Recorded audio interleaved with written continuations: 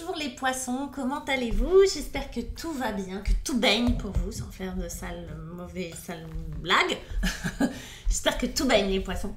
On va regarder vos énergies du mois de novembre et on va utiliser les 22 arcanes majeures du tarot de Marseille et puis le tarot Marseille Waite.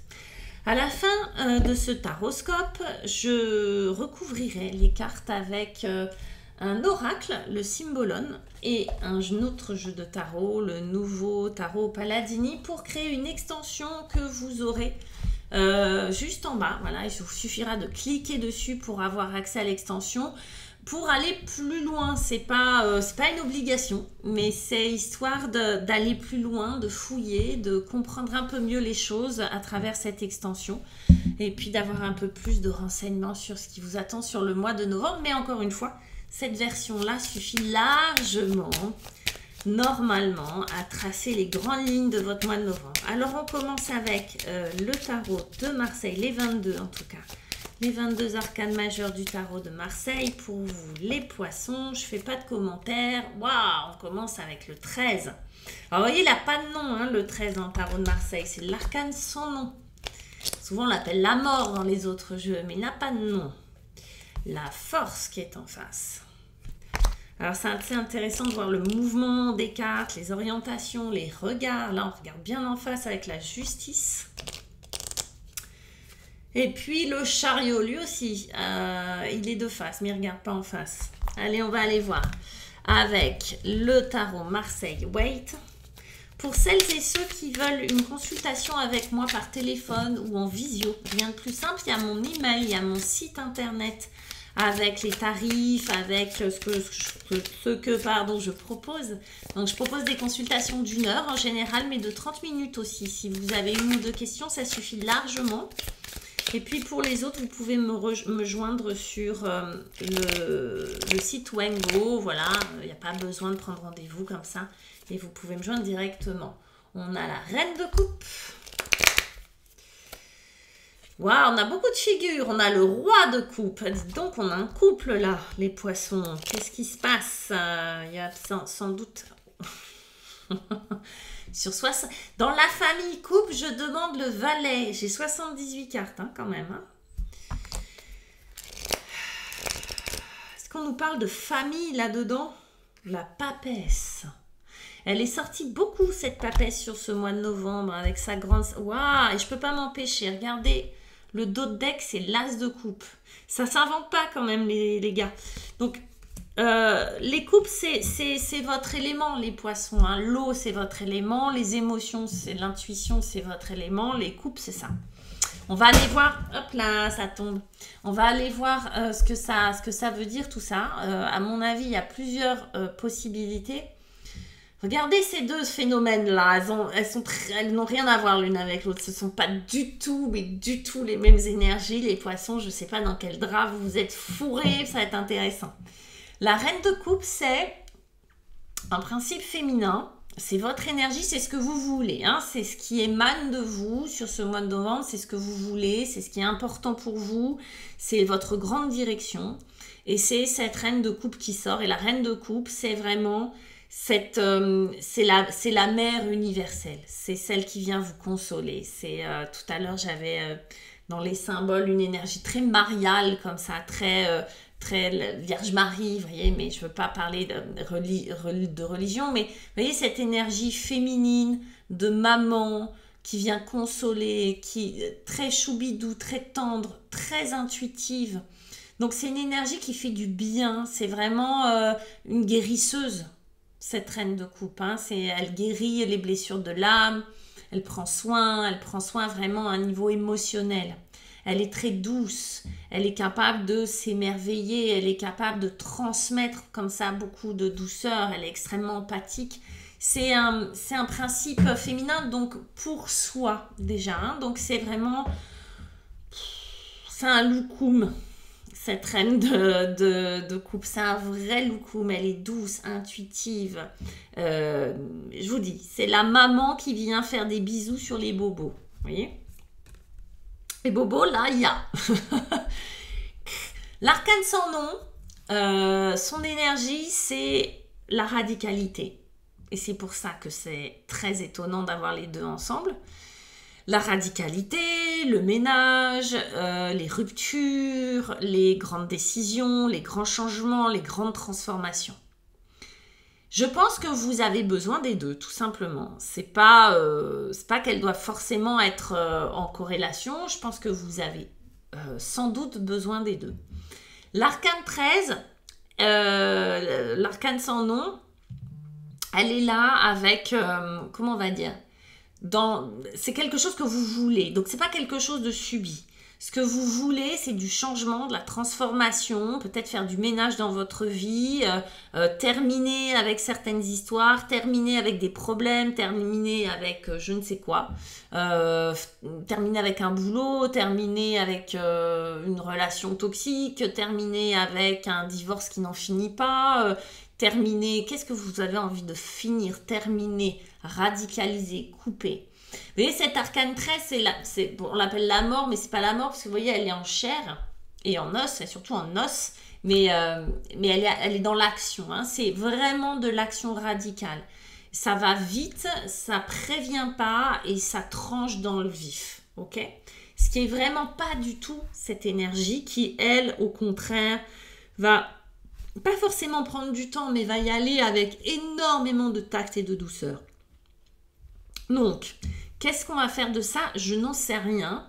Il y a les deux à l'intérieur de vous qui se côtoient. Encore une fois, il n'y a pas d'opposition. Mais même regardez dans la façon d'être. C'est-à-dire, il y en a une qui est tournée par là, l'autre par là. Je n'ose pas dire gauche-droite parce que je sais que c'est inversé l'écran. Mais c'est pas... elles sont pas dans... Elles regardent pas dans la même direction, c'est ce que je veux dire. Elles s'opposent pas. Elles se regardent peut-être. Ou en tout cas, elles ne regardent pas dans le même sens. Donc, peut-être qu'il n'y a pas les mêmes objectifs derrière. Le défi, c'est le roi de coupe. Après la reine, principe intérieur, on a un principe extérieur qui est le roi de coupe. Sa symbolique, c'est d'assumer. Un roi, ça assume. Un roi, ça montre. Un roi, principe extérieur masculin, ça dit au monde. D'accord? Ça communique avec le monde. C'est extérieur. Et ce sont aussi des émotions. Ça parle de ses émotions. Ça assume ses émotions. Elle est à l'aise avec ses émotions à partir du moment où ça la concerne d'elle avec elle-même. Lui, il vient parler de l'extérieur, assumer ses émotions à l'extérieur, en faire un principe, en faire un don, en faire un métier, en faire un... Voilà. Alors, il y a peut-être des poissons qui veulent devenir thérapeutes et qui n'osent pas, ou qui veulent devenir soignants et qui n'assument pas ce truc-là, qui n'osent pas encore, qui ont encore un level à passer. Il peut s'agir d'émotions que vous avez besoin d'offrir au monde, d'assumer, et que ça ne se fait pas tout simplement. Peut-être des choses dont vous n'avez jamais parlé et jamais osé raconter, qui sont là, bon, même s'il n'y a pas trop la parole là-dedans. Mais surtout, on a une reine, on a un roi. Y aurait-il pas quelque chose dans le couple, quelque chose à régler émotionnellement, soit avec son masculin, quand on dit son masculin, son principe masculin, c'est-à-dire extérieur, d'assumer, de mise en pratique, d'action, ou bien son autre, c'est-à-dire son partenaire de couple, homme ou femme, d'accord, mais qui représenterait ce principe masculin. Le couple, d'accord, là pour moi il y a quelque chose dans le couple, et il y a cette force qui est normalement une dame, une femme qui apprivoise son lion, un lion. D'accord? Ce lion, c'est son lion intérieur, c'est-à-dire sa peur. Peur de quoi? Peur de dévoiler quelque chose, peur d'assumer quelque chose, peur de contrarier ce roi de coupe. De quoi elle a peur? Du coup, en opposition, en défi dans cette posture-là, la force nous parle d'un manque de lâcher prise, qu'il faut lâcher prise. Alors si je résume, il y a une volonté de lâcher, de défaire quelque chose. Il y a beaucoup d'émotions, il y a une réceptivité qui est un peu une hypersensibilité reçue. Il y a de l'autre côté une demande d'assumer des émotions. Il y a soit un personnage extérieur, voilà, qui va nous demander de sortir tout ça, d'accord, soit c'est un principe intérieur, c'est son masculin, d'accord, qui demande à sortir, d'assumer ses émotions, ce truc-là qui vous arrive. Parce qu'il va falloir lâcher prise pour pouvoir dompter le lion. C'est-à-dire que le lion ne se dompte pas à coup de volonté, à coup d'obligations, de règles, de choses comme ça. Il faut lâcher prise, c'est plutôt le lion qui vous apprivoise plutôt que l'inverse. C'est partir à la rencontre de son lion, c'est-à-dire partir à la rencontre de ce qui nous fait vraiment peur. Ok ? Pour pouvoir l'adopter, pour pouvoir en faire un ami. Waouh! La solution va venir de quelque chose de nouveau pour vous au niveau des émotions. Allez, on parle que d'émotions, que d'émotions. C'est la valet de coupe. Alors, ça peut être un personnage, ça peut être un enfant dans la famille. Hein. Si on est dans un schéma familial, ça peut être un enfant qui vous apporte la solution. D'accord ? Donc, observez vos enfants. Ça peut être la solution. S'il n'y a pas d'enfant, choses comme ça, le valet de coupe représente la nouveauté. C'est-à-dire envisager de manière nouvelle, comme un changement de point de vue, on va dire ça, ce que l'on ressent. Ce que vous ressentez doit être vu à travers les yeux du valet, c'est-à-dire comme quelque chose que l'on redécouvre. Imaginez qu'il y ait une peur là, je ne sais pas laquelle c'est, le valet de coupe, et qu'on n'arrive pas du coup à assumer quelque chose, à dire, à aller, à être dans la démonstration de quelque chose. Le valet de coupe va vous inviter, c'est pour essayer que vous compreniez mieux, vous inviter à regarder le lion autrement. Non pas comme un danger, mais comme juste un lion déjà. D'accord ? Sans a priori, sans émotion particulière. En tout cas, pas celle que vous aviez avant. De regarder le lion peut-être comme quelque chose de merveilleux, un être incroyable, comme si c'était vraiment la première fois que vous le voyez.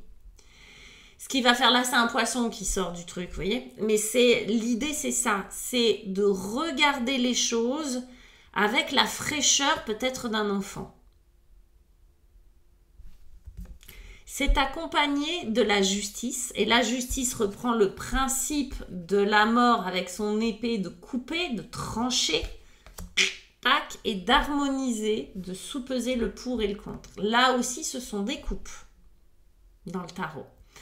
La justice, elle, c'est l'inverse de l'émotion, d'accord ? C'est un principe qui se détache des émotions, qui prend du recul, qui regarde les choses avec distance, et qui lui permet de prendre une décision et de faire ce qui est juste pour vous. Pas de faire ce qui est juste la justice, hein, de faire ce qui est bon pour vous, ce qui est juste pour vous. Au-delà des principes moraux et tout ça, qu'est-ce qui est juste pour vous? Et de prendre des décisions. Elle est là pour ça. Elle le fait grâce à ce valet qui a la fraîcheur et l'avantage de pouvoir regarder les choses avec recul. Regardez les choses avec recul parce que nouvel œil, d'accord, nouvelle émotion. Je ne sais pas de quoi on parle, hein. Vous l'adoptez, enfin vous le mettez vraiment, vous l'appropriez suivant votre situation. On va parler d'émotions, de choses non assumées, on va changer de regard, changer de principe dessus, hein, pour pouvoir prendre des décisions. Peut-être qu'il y a des gens qui se séparent là-dedans. Peut-être qu'il y a des gens qui n'osent pas se séparer. Peut-être qu'il y a, vous voyez, j'en sais rien. Peut-être que c'est un travail, un changement au sein d'un travail, une position au milieu d'un travail qu'on n'ose pas avoir. Donc, il y a besoin d'un œil neuf, d'un cœur neuf, je dirais, et puis de prise de recul. Ce qui va permettre, on va d'abord la papesse d'émerger. Et la papesse est un arcane majeur, donc extrêmement important pour vous les poissons sur ce mois de novembre. La papesse, elle est dans l'apprentissage de tout ça, dans l'expérience. En fait, elle note dans son livre tout ce qu'elle vient d'apprendre. Elle se protège, elle accumule du savoir et elle est extrêmement intuitive. Du coup, elle vous permet une grande connexion, un grand alignement avec qui vous êtes, ce que vous ressentez, mais pas que, ce que vous voulez, ce que vous êtes en train de vivre sur Terre. C'est un grand principe. Hein. Elle est en train de se charger comme un appareil sur une batterie, si vous voulez, la papesse. Elle est en train de se charger, d'accumuler tout un tas d'informations qui va lui permettre après, derrière, d'embrayer, d'aller dans l'action. C'est pour ça qu'il y a beaucoup de papesses quand on se forme à quelque chose. Il y a l'énergie de la papesse qui est avec nous quand on apprend quelque chose, quand on écrit, quand on lit, quand voilà. Mais si on lit pas, si on n'écrit pas, si on se forme pas, c'est l'expérience de ce que vous vivez là émotionnellement qui vient vous apprendre des choses sur vous. Donc évidemment, ça crée une connexion et évidemment, ça crée une certaine forme d'intuition très très puissante. Ok ? Principe extérieur. Donc là, on a une femme, principe intérieur. C'est ce qui se passe dedans. Principe extérieur, on a un prince, un homme. Principe extérieur, donc le pendant. Vous allez voir, vous n'êtes que dans des dualités là, les gars. Principe extérieur, c'est attention, c'est moi que voilà. Ça crée dedans, le chariot, c'est le principe de la réussite, de la conquête, de la vitesse, de la prise de décision, de la prise de direction. Je vous disais, il est de face, il est comme dans un théâtre. Donc pour tous les gens qui veulent faire du théâtre, de la vidéo, se montrer, les réseaux sociaux, monter leur boîte, etc., c'est très bien, se montrer. Hein, c'est vraiment occuper la scène hein, quand on a le chariot. Mais c'est occuper la scène de sa vie, donc c'est bon pour tous les principes. Elle protège, elle est derrière, elle est dans les coulisses. Et lui, c'est un gadin, je suis là, j'arrive. C'est du voyage aussi, c'est du départ, c'est du déplacement, c'est de la conquête, c'est de la séduction. Tout ça, si vous quittez quelqu'un, bah, ça vous renouvelle, c'est-à-dire que vous repartez du bon pied, ça vous donne une nouvelle direction. Si c'est dans un travail, bah, ça représente tout ce qui est l'ambition bien placée, bonne pour vous. On l'a vu, la justice, c'est faire ce qui est juste pour soi, pas pour les autres ni au monde, c'est ce qui est juste pour soi. Donc ça renouvelle l'ambition et ça renouvelle cette énergie, une très très belle énergie de conquête. J'ai pris du temps. Pour tous ceux et celles qui veulent s'arrêter là, ils s'arrêtent là. Pour les autres, on va regarder un petit peu les cartes qui vont former l'extension. Avec le tarot, le nouveau Paladini tarot, qu'est-ce que nous propose l'extension? Parce que c'est intéressant d'aller voir ce que le chariot et alors la papesse, on sait qu'elle apprend, elle accumule, elle protège en coulisses.